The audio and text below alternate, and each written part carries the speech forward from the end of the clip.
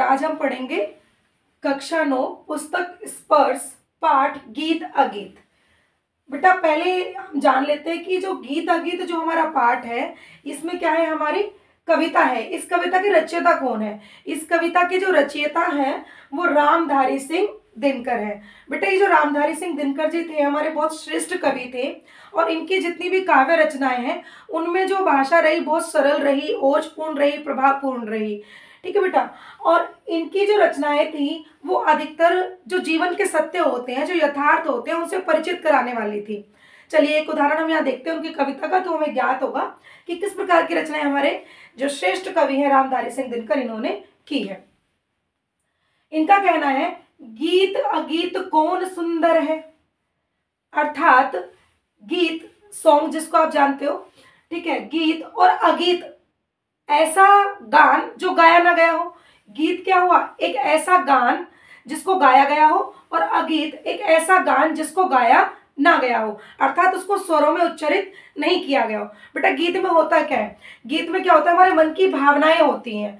तो जब हम मन की भावनाओं को शब्दों के माध्यम से उसको प्रस्तुत कर देते हैं तो वो क्या हो जाता है, गीत हो जाता है। और जब हमारे मन की भावनाएं अंदर ही होती हैं और हम उनको शब्दों के माध्यम से प्रस्तुत नहीं करते हैं लेकिन अंदर होती है, कभी कभी आप देखते हो कि हमें कहने की जरूरत नहीं होती, लेकिन जो है हमारी जो फीलिंग्स है वो समझ ली जाती हैं।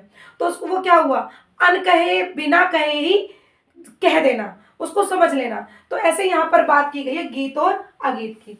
तो वो यहाँ पर समंजस में है कि गीत अगीत कौन सुंदर है, कि गीत सुंदर है या अगीत सुंदर है, अर्थात वो गान सुंदर है जो गाया जा चुका है या जो गाया जाता है, वो भावनाएं जो शब्दों के माध्यम से प्रस्तुत कर दी जाती हैं वो सुंदर है, या वो भावनाएं जो मन के अंदर ही रहती हैं बाहर शब्दों के द्वारा प्रस्तुत नहीं की जाती हैं वो सुंदर है। देखो कैसे उदाहरण के माध्यम से समझाते हैं वो।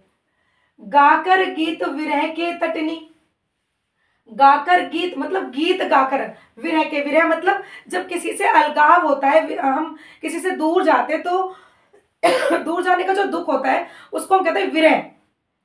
ठीक है, तो गाकर गीत विरह के तटनी, तटनी मतलब नदी, तटनी मतलब नदी, नदी क्या कर रही है, विरह के गीत गा रही है, अर्थात वो किसी से बिछड़ती हुई जा रही है।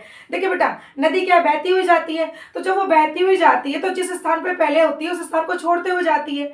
तो इसी को कवि ने कहा है कि वो विरह के गीत गा रही है, उस स्थान को छोड़ते हुए जा रही है। लेकिन उसका स्वर कैसा है, नदी बोलती नहीं है, जब वो बहती हुई चलती है तो ऐसे लगता है उसके जो नदी की जो कलकल की जो ध्वनि होती है वो कैसी लगती है कि जैसे वो विरह के गीत सुना रही हो। आप देखते हो कभी हम नदी किनारे बैठे होते हैं या वर्षा होती है तो वर्षा की जो बूंदें होती हैं तो उसकी जो आवाज होती है भाई वो किसी ने गाई तो है नहीं, लेकिन वो अनगाया हमें क्या करता है, ऐसा लगता है जैसे हमसे कुछ कह रहा हो।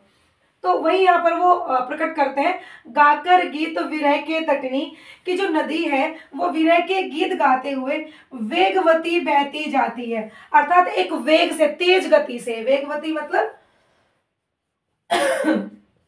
तेज गति से, तेज गति से बहती हुई जाती है। दिल हल्का कर लेने को उपलों से कुछ कहती जाती है। देखिए वो एक तेज वेग से बहती हुई जा रही है और विरह के गीत बिना शब्दों के उच्चारण के ही वो विरह के गीत गा रही है। और कैसा लगता है, ऐसा लगता है जैसे बहती हुई नदी जो उसके मार्ग में जो उपले पड़ते हैं उन उपलों से कुछ कहती जाती है। किस लिए? अपना मन हल्का करने के लिए। किस लिए मन हल्का करना है उसको? क्योंकि उसको विरह हो रहा है, उस स्थान को छोड़ रही है, वो आगे बह रही है तट पर। और आगे देखिए इससे आगे क्या होता है, तट पर एक गुलाब सोचता, और उसी नदी के तट पर एक गुलाब है और जो सोच रहा है, क्या सोच रहा है, देते स्वर यदि मुझे विधाता, यदि परमपिता परमात्मा मुझे स्वर देते, अर्थात आवाज देते, ध्वनि देते, अपने पतझर के सपनों का मैं भी जग को गीत सुनाता। जैसे मनुष्य के पास स्वर है, वो अपनी भावनाओं को प्रकट कर सकता है, यदि परमात्मा मुझे भी इसी प्रकार स्वर देते तो मैं भी अपने पतझड़ का जो सपने हैं, मेरे जो पतझड़ होता है उसके दुख को और जो मेरे सपने हैं उनका क्या करता, उनको गीत सुना सकता। किसको? संसार को, मैं भी जग को गीत सुनाता।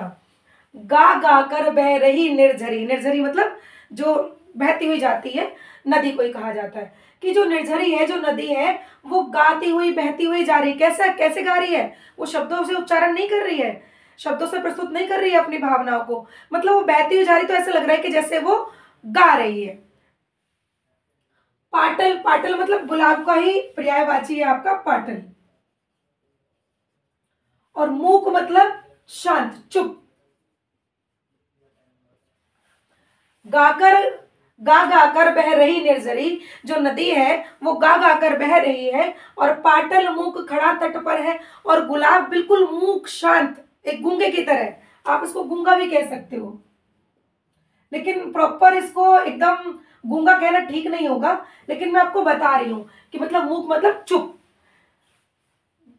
गीत अगीत कौन सुंदर है, फिर वो कहता है कि गीत अगीत आखिर इनमें से सुंदर कौन है, वो भावनाएं हमारे जिनको हम शब्दों के माध्यम से प्रस्तुत कर देते हैं, जो गीत बन जाती हैं, या वो भावनाएं जो अंदर ही अंदर रहती हैं, वो सुंदर है।